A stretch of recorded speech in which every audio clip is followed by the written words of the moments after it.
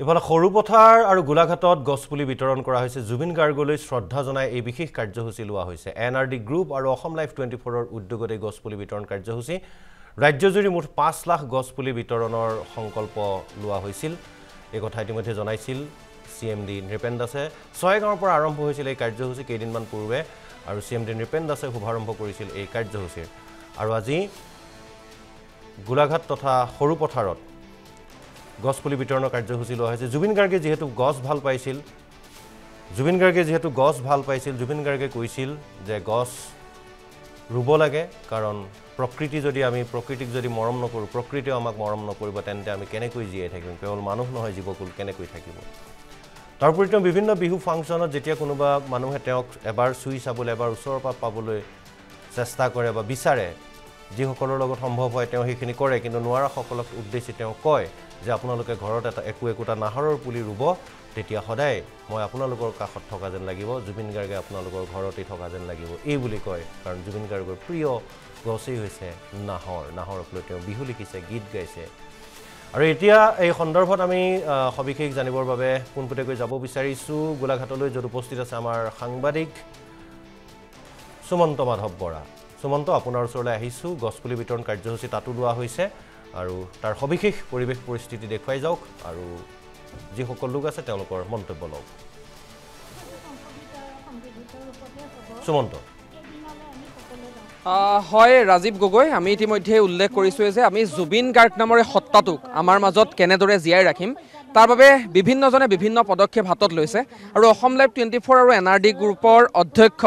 আমাৰ স্বত্বাধিকাৰী আসলতে নৃপেন দাসেও এটা সপোন দেখিছিল জুবিন গাৰ্গক আমাৰ মাজত সমাজখনত জীয়াই ৰখাৰ বাবে আৰু প্ৰকৃতিৰ সৈতে যেহেতু অনবৰতে সম্পৃক্ত হৈ আছিল আমাৰ হেপাহৰ শিল্পী জুবিন গাৰ্গ গতিকে তেওঁৰ কথাৰে আমি ক'ব বিচাৰিছো আহক আমি সকলোৱে মিলি জুবিন গাৰ্গৰ চিন্তা চেতনা আদৰ্শ দৰ্শনক আগুৱাই নিও নৱপ্ৰজন্মলৈ এখনি সেউজ অসম উপহাৰ দিও এই লক্ষ্যৰে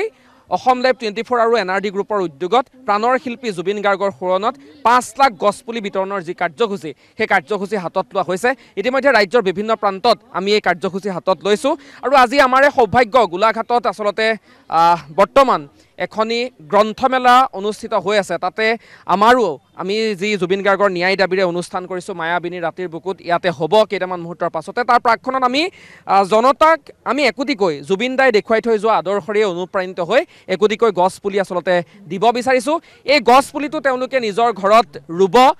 যতন ৰাখিব আৰু তাৰ পিছত জুবিন দাই দেখুৱাই থৈ যোৱা জুবিন দাই কৈ থৈ যোৱা সেই প্ৰকৃতিৰ সৈতে সম্পৃক্ত হৈ থকা অসমখন যি নিৰ্মাণৰ যি কামকাজ সেই কামকাজ ইতিমধ্যে আৰম্ভ হৈছে আৰু আমিও তাৰ এটা অংশীদাৰ হ'ব বিচাৰিছো আমি ৰাজ্যৰ বিভিন্ন প্ৰান্তলৈ গৈছো আৰু সকলোকে আমি গছপুলি আসলতে এইদৰে উপহাৰ দিছো আৰু আমি কৈছো যে আপোনালোকে এই গছপুলিটো জুবিন দাৰ নামত লগত ৰাখক তাৰ যি আসলতে ভালদৰে যতন লওক আৰু পৰৱৰ্তী সময়ত সেই পুলিটোৱে প্ৰতি মুহূৰ্তত আমাক জুবিন গাৰ্গৰ যি স্মৃতি সেই স্মৃতি আমাক সোঁৱৰাই ৰাখিব মই ঋতু আৰু পংকজ আমি সকলোকে মাতিছো আমি যথেষ্ট সংখ্যক লোক আছে আমি তেওঁলোকৰ সৈতে অকণমান কথা পাতিব বিচাৰিছো জুবিন গাৰ্গক আমি নিজৰ মাজত জীয়াই ৰাখিম কৃষ্টি সংস্কৃতিৰ মাজেৰে জীয়াই থাকিব প্ৰজন্মৰ পৰা প্ৰজন্মলৈকে সত্তাটো জীয়াই থাকিব কিন্তু জুবিন দাই গছ ভাল পাওঁ বুলি কৈছিল প্ৰকৃতিৰ সৈতে সম্পৃক্ত হৈ থাকি ভাল পাইছিল গতিকে আমিও এটা পদক্ষেপ লৈছো আপুনি কি ক'ব এটা এটা সুন্দৰ পদক্ষেপ যেহেতুকে জুবিন দাই এই প্ৰকৃতিৰ মাজতে তেখেতে থাকি ভাল পাইছিল যেনেকৈ গছ গছনি নদী সাগৰ তেখেতে সকলো ভাল পাইছিল তেখেতে বিশেষকৈ নাহৰ গছ ভাল পাইছিল আৰু প্ৰকৃতি সকলোকে কৈ গৈছিল যে এজোপা আপোনালোকে গছ ৰুব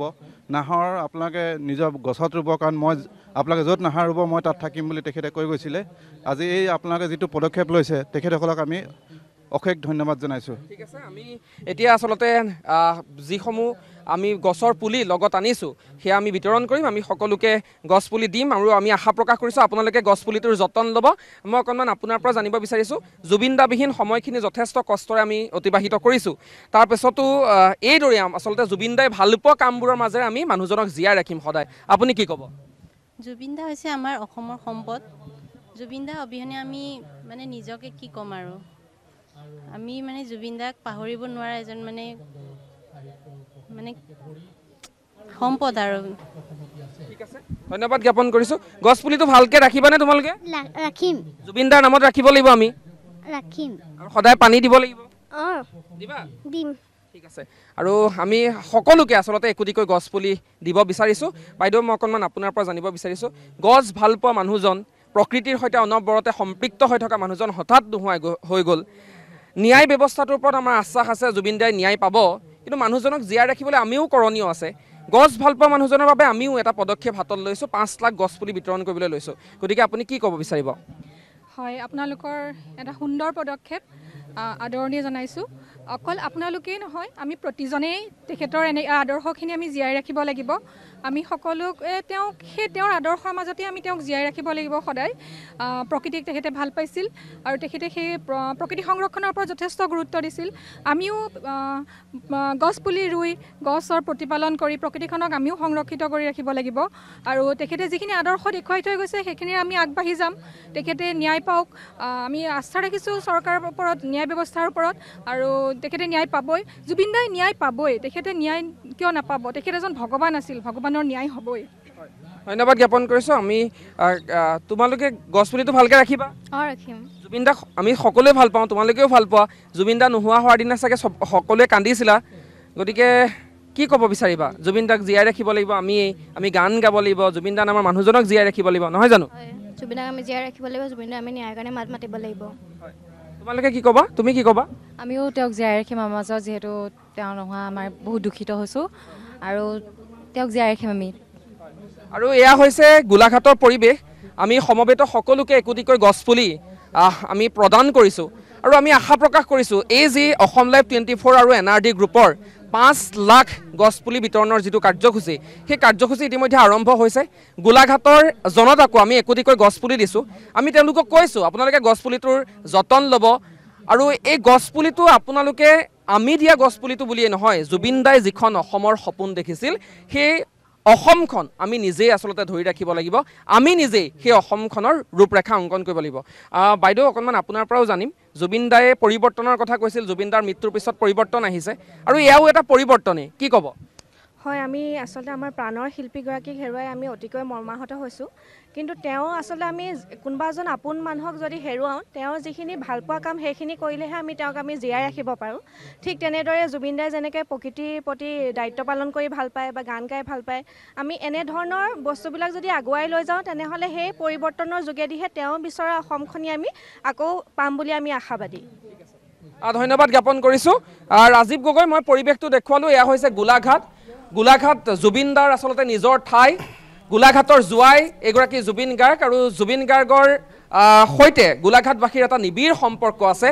আমি গোলাঘাটত গছপুলি বিতৰণ কৰিছোঁ আৰু গোলাঘাটবাসীয়েও জুবিন গাৰ্গৰ ন্যায় বিচাৰিছে অসম লাইভ 24 আৰু NRD গ্ৰুপৰ এই যি কাৰ্যসূচী এই কাৰ্যসূচীক ধন্যবাদ জ্ঞাপন কৰিছে তেওঁলোকে আৰু আমি কৈছোঁ যে আজিৰে পৰা আমি সেউজ যিখন আচলতে গাঁও সেই গাঁওখনৰ যিখন গাঁৱৰ সপোন দেখিছিল জুবিন দাই সেই গাঁও নিৰ্মাণৰ কাম কাজো আমি হাতত লৈছোঁ আজিৰে পৰা ৰাজীৱ হয় সুমন্ত আপোনাৰ পৰা আৰু এটা কথা জানিব বিচাৰিছোঁ গোলাঘাটৰ এইখন বহু বছৰ ধৰি আয়োজন কৰি থকা গ্ৰন্থমেলা আৰু এইবাৰ এই গ্ৰন্থমেলাখন তেওঁলোকে আয়োজন কৰিছে মূলতঃ জুবিন গাৰ্গক উৎসৰ্গা কৰি আৰু জুবিন গাৰ্গক উৎসৰ্গা কৰি তেওঁলোকে এই গ্ৰন্থমেলাখন আয়োজন কৰিছে গতিকে জুবিন গাৰ্গৰ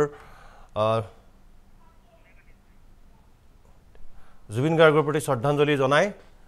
তেওঁলোকে এই আয়োজন কৰিছে আৰু যিহেতু জুবিন গাৰ্গে কৈছিল যে মানুহে কিতাপ পঢ়িব লাগে যি জাতি কিতাপ নপঢ়ে সেই জাতিক গামোচাই বচাব নোৱাৰে গতিকে তেওঁলোকে এটা খুব সুন্দৰ পদক্ষেপ লৈছে সেইগৰাকী মহান ব্যক্তিৰ প্ৰতি শ্ৰদ্ধাঞ্জলি জনাই এইবাৰ এই গ্ৰন্থমেলা উৎসৰ্গা কৰিছে